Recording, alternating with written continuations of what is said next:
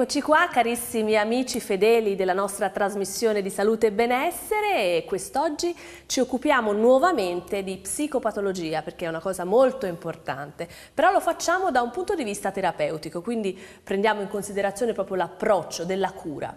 E allora parliamo di una tecnica non invasiva. Prima però vi vorrei far salutare, vorrei presentare il professor Stefano Pallanti, ben trovato caro professore, neuroscienziato e psichiatra e direttore dell'Istituto Neuroscienze di Firenze. Professore, oggi parliamo di cure, di terapie, parliamo di una terapia non invasiva, la stimolazione magnetica transcranica. Ecco, e allora io so che lei ha portato del materiale, proprio per ricapitolare ai nostri amici di cosa stiamo parlando.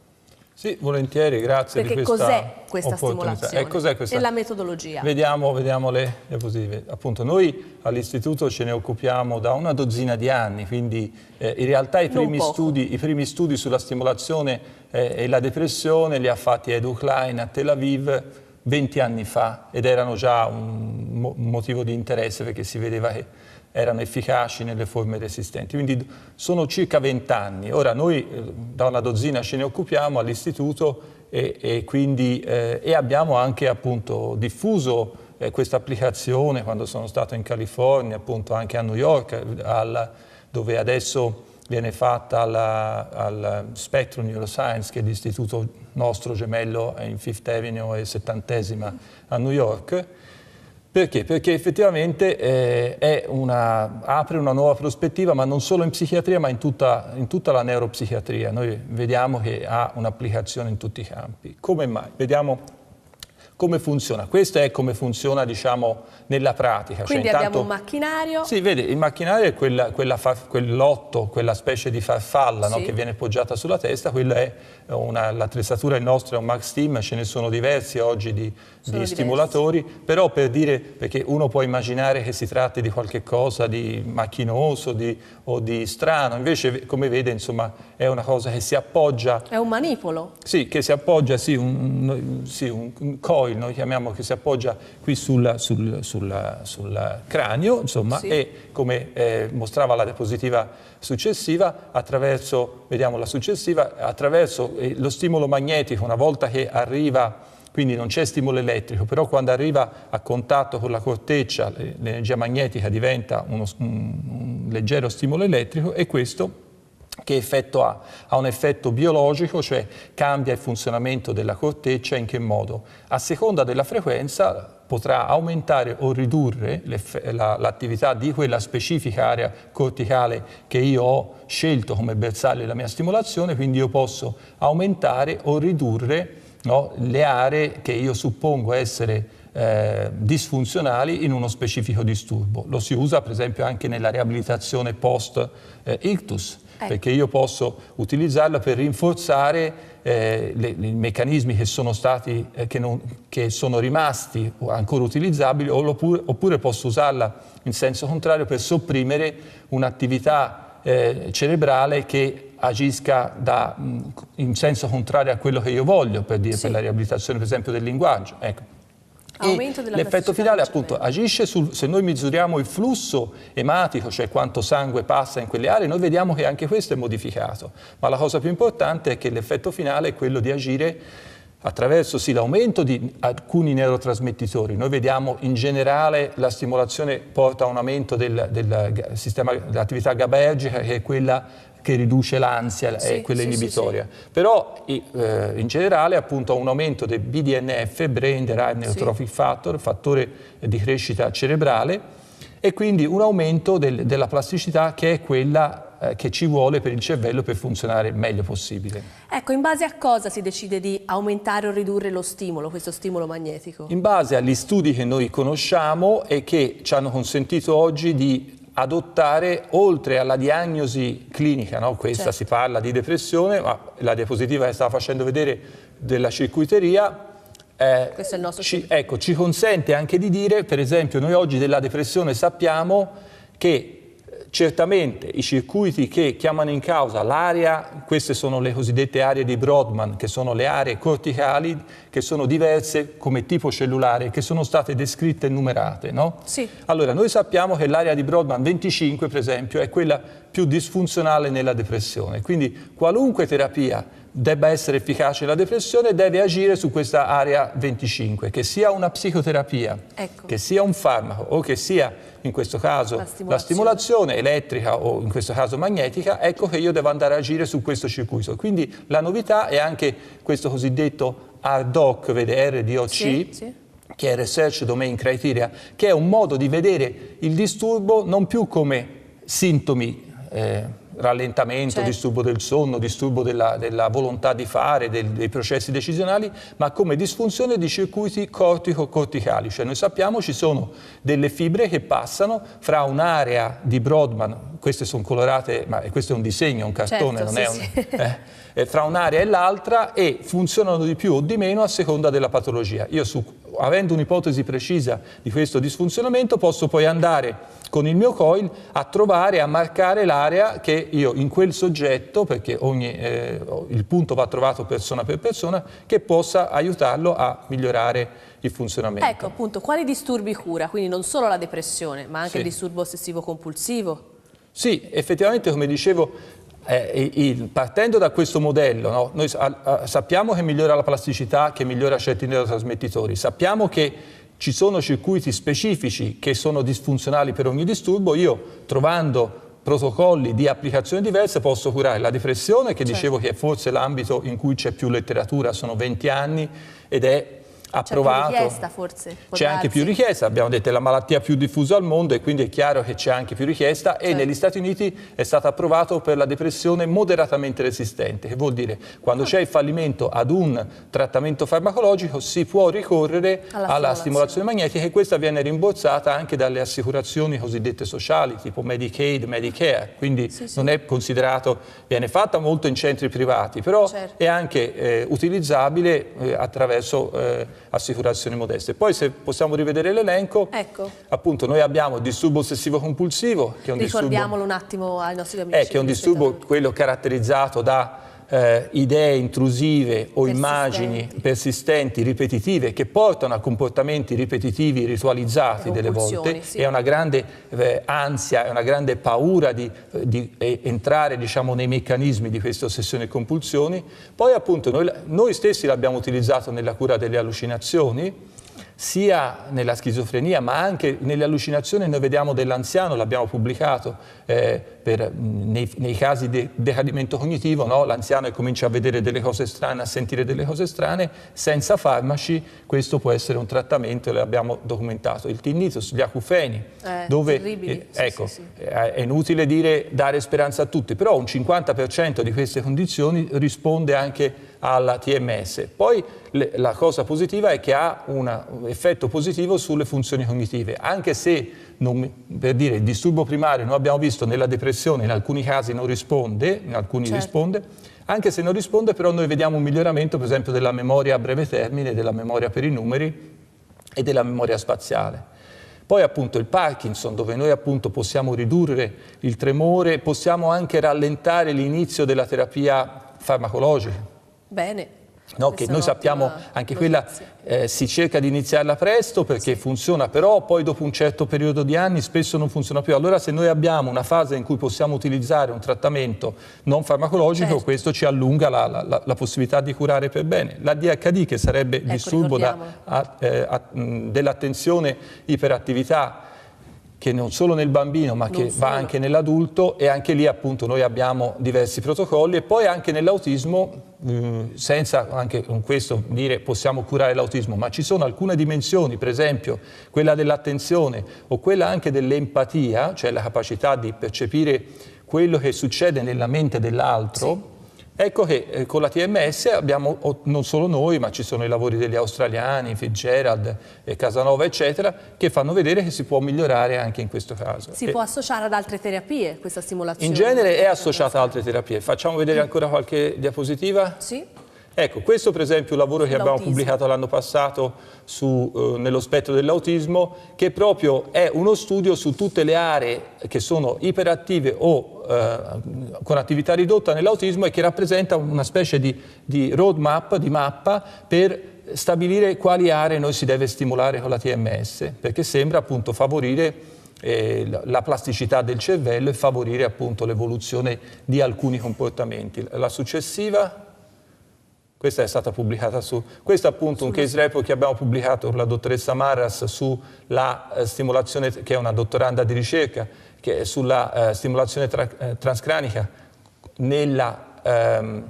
in casi di decadimento cognitivo demenziale, dove appunto la paziente anziana rallentata dai farmaci comunque non rispondeva al trattamento con i farmaci, invece avendo un'ipotesi, anche lì sotto c'è descritto il circuito che abbiamo definito come bersaglio, ecco che noi possiamo ridurre vicino all'area del linguaggio, c'è un'area di iperattività e noi agendo su quella possiamo ridurre le allucinazioni.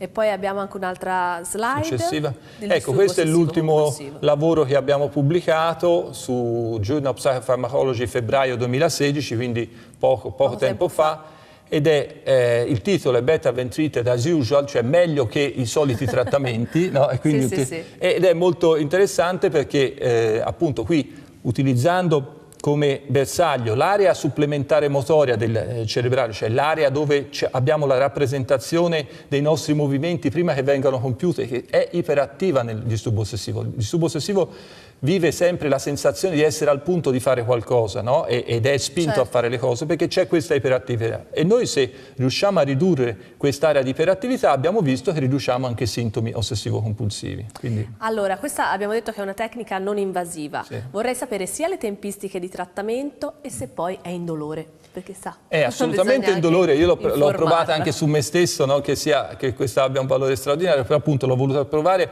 Ho provato anche la Deep TMS, la stimolazione profonda a 18 Hz, ma noi in genere la facciamo da 1 a 10 Hz, quindi nessun effetto. E le applicazioni noi, anzi facciamo vedere la prossima diapositiva. Queste per esempio è un altro tipo di applicazione. Noi studiamo l'elettroencefalogramma nel deficit d'attenzione, andiamo a vedere qual è la banda dell'alfa più rappresentato e lo stimoliamo proprio sulla frequenza più rappresentata, in modo da rinforzare la frequenza attentiva più presente in quel soggetto, no? Individualizzare la terapia. E quindi rinforziamo l'attenzione, quel tipo di attenzione in quel tipo di soggetto. E la successiva? Ecco, per la cura della depressione. Per la depressione lei domandava quante sedute, qui abbiamo l'altro lavoro, il primo che poi è questo del 2010 che abbiamo pubblicato, ha visto gli altri sono collaborazioni con il professor Hollander a New York, il professor Macris a Boston, perché appunto queste sono collaborazioni che stiamo portando avanti a livello internazionale e questo appunto il 2010 unilateral low frequency versus sequenza bilateral repetitive transcranial magnetic stimulation, il simple better. Cioè è la cosa più semplice, la migliore. Ecco, noi abbiamo documentato che invece che per esempio fare un trattamento con 2 sequenze, una a destra e una a sinistra, utilizzare una sola stimolazione a bassa frequenza, quindi la forma più economica e più tollerabile, solo per 3 settimane, delle volte 4 settimane, noi abbiamo già una risposta che è paragonabile a quella di chi fa 6 settimane con trattamento bilaterale, quindi da 3 a 4 settimane ed è efficace anche nei disturbi resistenti, quindi abbiamo, come dicevo, disturbi per i quali è approvato dall'FDA proprio.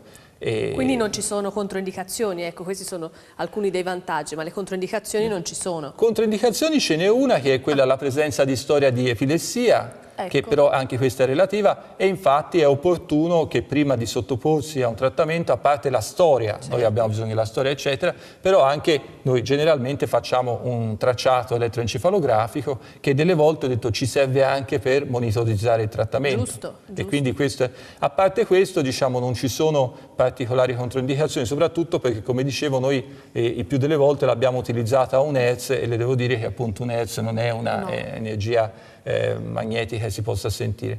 Non ha effetti metabolici. Cosa vuol dire? Noi pensiamo per esempio che praticamente tutti, purtroppo, i nostri farmaci antidepressivi portano a un aumento di peso che nell'arco degli anni è stato riportato 2-3 kg almeno, no? Qualunque farmaco, Certo, non è tantissimo, meglio magari curare un caso grave patologico piuttosto che... Poi appunto si può cercare di antagonizzarlo incoraggiando il soggetto a più attività fisica, cercando di monitorare la dieta, però ecco, se noi abbiamo uno strumento come questo, soprattutto mettiamo un paziente diabetico dove lo squilibrio dell'insulina porta anche uno squilibrio, certamente questo è un vantaggio importante, perché e poi altre condizioni. Per esempio, facciamo vedere di nuovo la diapositiva, il miglioramento, diceva, delle funzioni cognitive. Addirittura ci sono dei centri nei quali viene utilizzato per apprendere una nuova lingua, perché facilita, no, questa plasticità, facilita l'apprendimento e il consolidamento delle informazioni, e quindi anche questo è certamente un vantaggio, perché noi dobbiamo immaginare che tutto quello che aumenta la plasticità ci facilita l'apprendimento, no? Perché l'apprendimento vuol dire creare nuove connessioni, nuove sinapsi. Come se fosse il cervello di un bambino, magari. Sì, infatti lo può ringiovanire un po'. Quello dicevo, questo miglioramento delle funzioni cognitive, noi lo vediamo per esempio in casi iniziali, quello che viene detto mild cognitive impairment, cioè disturbo cognitivo lieve, che sono delle volte disturbi che hanno un'evoluzione in quadri poi conclamati negli anziani, oppure dopo traumi, no? Dopo traumi cranici, concussioni, eccetera. E noi cosa vediamo? Per esempio nell'anziano arriva con un mini mental, che è un test per la valutazione delle funzioni cognitive di 19 o 20, no, per esempio, e dopo 3 settimane di trattamento noi vediamo che è risalito a 24, 25, 26, che vuol dire che il funzionamento cognitivo si è riportato a quello che era 1 anno e mezzo, 2 anni prima dell'inizio del trattamento. E la nostra esperienza è positiva, perché questo miglioramento cognitivo, che restituisce per esempio a qualcuno l'autonomia, ho presente il caso di una signora che arriva e dice non esce più, non è più in grado di fare la spesa, eccetera. Fa questo trattamento, riprende a uscire, e questo lo farà per i prossimi 6 mesi o forse per 1 anno. Però anche se, diciamo, il risultato chiaramente non può essere definitivo e stabile, perché purtroppo i processi di decadimento poi proseguono, però questo recupero di autonomia, che delle volte può durare anche 2-3 anni, no, è importante, perché dà sollievo alla famiglia, ma soprattutto dà dignità alla persona che si sottopone al trattamento. Ecco. Quindi è giusto promuovere nella cura personalizzata del paziente la stimolazione magnetica transcranica. Sì, appunto, a me sembra uno strumento in più che si aggiunge, e in alcuni casi, per esempio la condizione sottostante era quella della psichiatria riproduttiva, noi l'abbiamo utilizzato sia per esempio nella depressione del postparto, dove magari è difficile trovare modo, se si tratta di un disturbo importante, di allattare e di fare la cura per la depressione, no? Sì, ora non perché, però questa cosa mi tocca particolarmente, perché sì, essendo in gravidanza si sente molto parlare di depressione postpartum o maternity blues. Infatti, che sono appunto, la maternity blues è una forma più lieve, molto frequente, perché quella riguarda certamente più della metà delle donne, ma la depressione riguarda probabilmente il 10%, ma poi c'è anche la depressione del preparto. Oggi si considera molto anche questo. È vero, le ansie magari anche legate al futuro, al discorso della maternità, può darsi. Infatti, e anche lì appunto noi oramai negli Stati Uniti la psichiatria riproduttiva cosiddetta è diventata una branca a sé stante, dove la stimolazione magnetica è al centro. Perché nella donna io le consento l'allattamento e le consento appunto durante la gravidanza, ma anche nell'uomo, per esempio. Noi pensiamo alle gravidanze medicalmente assistite. Spesso tutto il processo viene affrontato con una certa depressione, eccetera, no? E noi sappiamo che buona parte dei trattamenti antidepressivi nel maschio può interferire con la qualità del seme. Anche? Questo è un altro fatto che risulta, alcuni più, alcuni meno. Ci sono, per esempio, sembra che l'agomelatina lo abbia meno, per dire, della paroxetina, però anche lì non soltanto io dovrò essere consapevole di questo nella scelta dell'eventuale antidepressivo, ma potrò avere l'alternativa di utilizzare anche nell'uomo, per esempio, la stimolazione magnetica invece che il farmaco antidepressivo, e con questo non avrò quel potenziale impatto negativo sulla serie riproduttiva. Ma questo anche mi sembra molto importante. Importantissimo, no? Quindi anche le donne in gravidanza possono fare la stimolazione magnetica transcranica. E gli uomini, diciamo, che come dire, sono coinvolti nella fase della riproduzione assistita, quando abbiano disturbi dell'umore, possono anche ricorrere a questo trattamento tranquillamente, sapendo che questo non influirà sulla capacità riproduttiva. E allora io ringrazio e saluto il professor Stefano Pallanti di essere stato qua accanto a me a parlare di questa tecnica non invasiva che è la stimolazione magnetica transcranica, e lo aspetto nuovamente per parlare di altre psicopatologie in futuro. Grazie professore. Molti auguri. Grazie. Grazie, ci siamo quasi anche noi e noi vi rimandiamo al prossimo appuntamento, pancia o non pancia, con salute e benessere. A presto.